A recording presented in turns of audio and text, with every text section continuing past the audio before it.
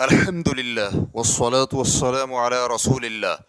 بیمار شخص دو نمازوں کو جمع کر سکتا ہے؟ سوال کیا گیا ہے، ایک مریض کو معدے کا کینسر ہے، اس کے پیٹ میں ایک سوراخ رکھا گیا ہے جہاں سے فضلہ وغیرہ نکالا جاتا ہے۔ مریض کا سوال یہ ہے کہ کیا اس کے لیے دو نمازوں کو جمع کرنا جائز ہے؟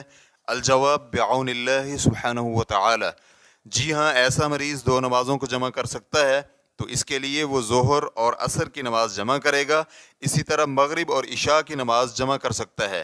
نیز اپنی سہولت کے مطابق جمع تقدیم یا جمع تاخیر دونوں کی اجازت ہے، جس میں آسانی ہو وہی کر لے، کیونکہ بیماری کی وجہ سے پیش آنے والی مشقت ان عذروں میں سے ہے جو جمع بین الصلاتین کو مباح قرار دیتے ہیں۔ نبی علیہ الصلوۃ والسلام نے استحاضہ والی عورت جسے ماہواری کے ایام کے علاوہ بھی خون آتا رہتا ہے، اسے اجازت دی تھی کہ وہ دو نمازوں کو جمع کر لے۔ اس حدیث کا ذکر سنن ابی داؤد حدیث نمبر 287 اور جامع ترمذی حدیث نمبر 128 میں ہے، اور اسے علامہ البانی رحمہ اللہ نے صحیح ترمذی میں حسن قرار دیا ہے۔ اور استحاضہ بھی ایک بیماری ہے۔ امام احمد نے مریض شخص کے لیے دو نمازیں جمع کرنے کی دلیل یہ دی ہے کہ بیماری سفر سے زیادہ گراں ہوتی ہے۔ نیز انہوں نے سورج غروب ہونے کے بعد سینگی لگوائی، پھر شام کا کھانا کھایا اور پھر مغرب اور عشاء کو جمع کر کے ادا کیا۔ ریفرنس کے لیے دیکھیے کشاف القناع جلد نمبر 2 صفحہ نمبر 5۔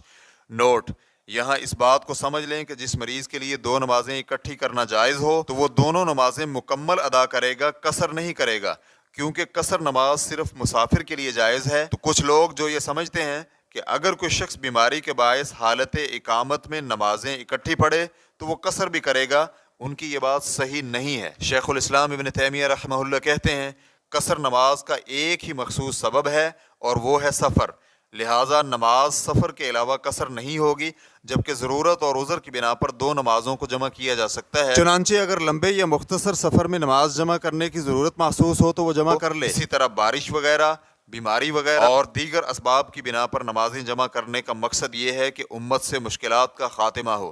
ریفرنس کے لیے دیکھیے مجموع الفتاوی جلد نمبر 22 صفحہ نمبر 293۔